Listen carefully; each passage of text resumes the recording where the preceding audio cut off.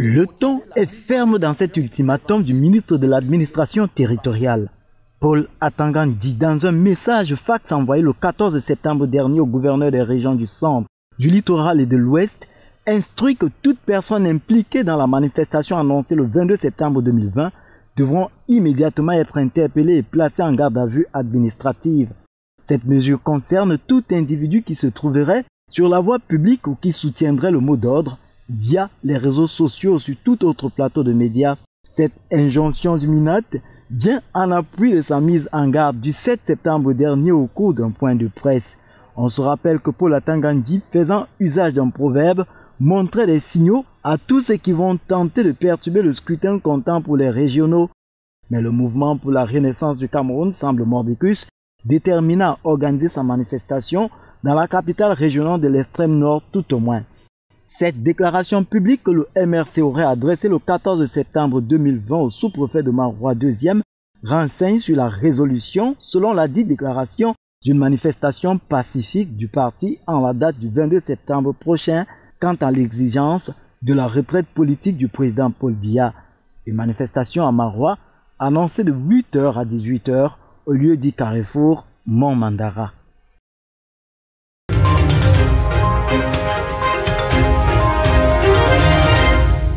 Entendre une voix s'élever. Pour mieux appréhender le rôle du secteur privé dans l'enseignement de base et en apprécier les bénéfices potentiels, il est indispensable, selon la Banque mondiale, de comprendre comment il collabore avec l'État. Au Cameroun, l'État a déterminé en 2004 les différents modèles de collaboration avec le secteur privé, notamment les écoles libres et les écoles privées sous contrat, cible du processus de contractualisation. Après la contractualisation en phase pilote en 2015 de 40 écoles maternelles et primaires en zone prioritaire rurale et urbaine dans les régions de l'Est, du littoral et du Sud-Ouest, l'État s'engage à systématiser le mécanisme pour le porter à un plus grand niveau d'efficacité, raison pour laquelle les modalités, l'opérationnalité et la mesurabilité de la contractualisation de l'enseignement privé de base sont en étude à Yaoundé du 15 au 16 septembre à la faveur de la 15e session de la commission éponyme. Le ministre de l'Éducation de base invite dès lors les responsables d'établissements privés à revoir la qualité des relations entretenues avec le gouvernement. Le gouvernement s'est engagé à une refondation des aspects de coopération de notre système éducatif. Cette refondation engage tous les ordres d'enseignement. L'enseignement privé de base, à ce titre, est un partenaire solide, efficace et surtout utile de la politique du président de la République en matière de l'éducation de tous nos citoyens. Notre ambition est de conférer à ce prestigieux cadre d'échange, de partage et de mutualisation des expériences le caractère d'un nouveau départ. Il s'agit durant 2 jours, entre autres, de renforcer les capacités des responsables de la chaîne administrative dans le suivi de l'enseignement privé de base, de former les partenaires privés à une contractualisation réussie. Cette session intervient à un moment important sur l'éducation, notamment du privé.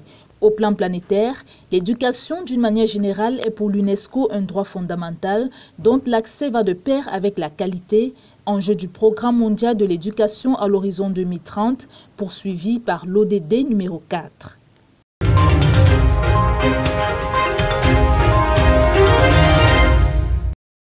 Après les inondations qui ont plongé les populations de l'extrême nord dans un désarroi total il y a quelques semaines, l'heure est au sourire avec ce geste que vient de poser le FSNC à leur égard. En effet, dans les 3 arrondissements de la ville de Maroua, 3000 sacs de riz ont été distribués à 1600 familles par l'honorable Salmana Amadou Ali, au cours d'une cérémonie riche en émotions qui s'est tenue au stade Lamido Yaya Daïrou. La population qui a fait de ce politicien du FSNC député de la région a vu ce geste philanthrope comme une reconnaissance de la part de l'homme politique. Les 3000 sacs de riz de 25 kilos ont bien été repartis. Les familles sinistrées, recensées et récipiendaires n'ont pas caché leur joie. Vraiment, je ne saurais comment remercier l'honorable Salmana Amadouani, puisque c'est une personne dynamique qui nous a assistés à tout moment.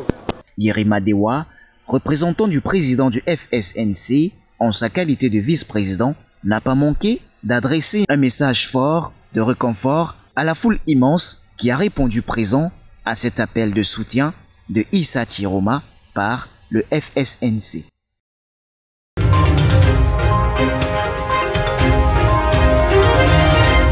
Concertation à la maison de parti de Bouddha le 14 septembre 2020 entre la commission de réception et d'analyse des dossiers et les potentiels candidats du RDPC aux élections régionales du 6 décembre 2020.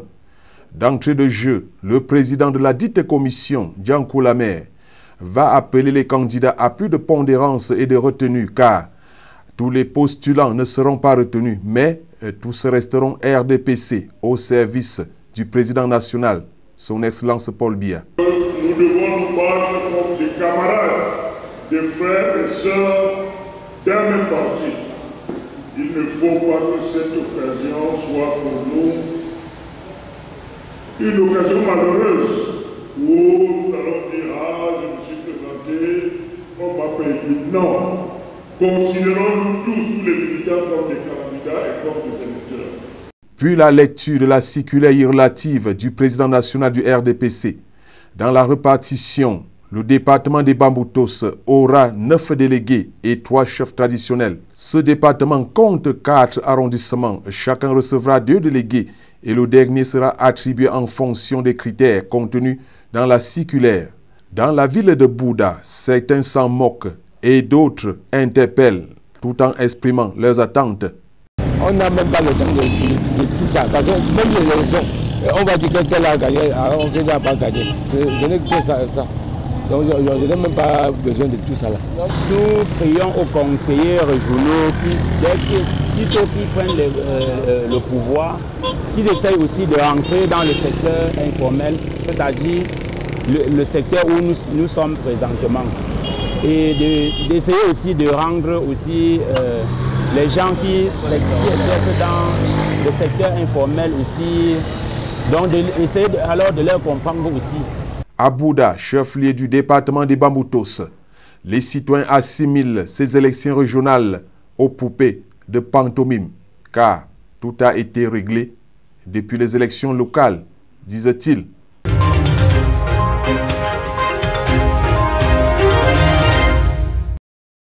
Un mort, un blessé non identifié, c'est le bilan d'un accident de circulation qui a eu lieu à l'aube du 14 septembre 2020 dans le département du Mungo, au lieu dit quartier Bagonté, dans la ville de Mélon 2.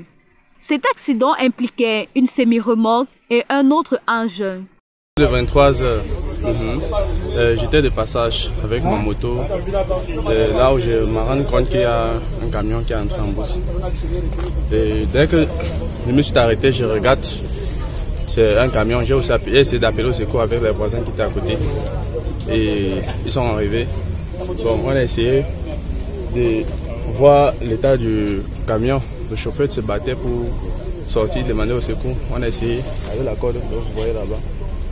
On a tendu sur la portière du camion, on a essayé d'arracher la portière et de le faire sortir. Sur les faits, selon un témoin, l'on pointe du doigt le mauvais état de la route, mais aussi l'excès de vitesse par l'un des conducteurs. Là à côté, il y a un mado. La profondeur est énorme, presque 1 mètre. C'est pas facile, c'est pas praticable. Les populations ont volé au secours du conducteur d'un des engins.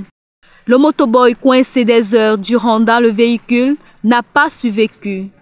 Son corps sans vie a été retiré par les éléments des sapeurs-pompiers. La recrudescence des accidents sur cet axe ne laisse pas les riverains indifférents. Ils en appellent au pouvoir public. Nous on a marre de tout ça. On ne doit pas mourir chaque fois. La route est là, c'est gâté partout, les trous de gauche à droite. Chaque jour, c'est les morts, nuit et jour, c'est les morts. Ça ne vaut pas la peine que le gouvernement camerounais essaye de voir comment ils peuvent nous arranger ces routes.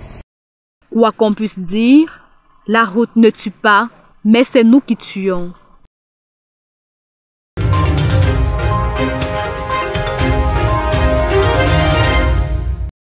Ils sont 150 jeunes issus des 3 arrondissements que compte la communauté urbaine de Nkonsamba dans le Mongo à avoir reçu leur attestation de fin de formation après 1 mois de stage à la dite communauté urbaine. Un stage qui rentre dans le cadre du programme Occupation Jeune, édition 2020. En fait, nous sommes patriotes qui travaillons pour le camp de vie sans distinction. On va rendre la ville propre. Déjà, au moins, si on peut au moins qu'elle devienne la 3e ville, on le fera avec tout plaisir. Je suis très contente d'avoir été retenue par les gouverneurs de la ville pour venir pour ce stage de vacances. En effet, du 17 août au 11 septembre courant, ces jeunes ont contribué à l'embellissement de la ville aux deux monts à travers l'assainissement dans ses multiples volets, dont le curage des caniveaux, le désherbage, l'entretien des drains et des espaces verts, entre autres. Au niveau du désordre urbain, ils vont accompagner les équipes de désordre urbain. Ils vont voir comment ces équipes se déploient, que ce soit dans la construction anarchique, que ce soit au niveau du transport, que ce soit au niveau du marché. Ensuite, il y a une équipe qui va travailler dans la perspective de la sensibilisation. On va essayer de sensibiliser la population au respect de l'hygiène de la salubrité, au respect des mesures gouvernementales en matière d'hygiène et salubrité. Les stagiaires ont également eu droit à une formation en réarmement moral, civique et entrepreneurial pour une bonne insertion socio-économique. D'où ces attestations de participation, le tout couronné par une rémunération de 25 000 francs CFA chacun. De quoi assurer déjà quelques achats relatifs à la rentrée académique ou celle scolaire prévue le 5 octobre prochain au Cameroun.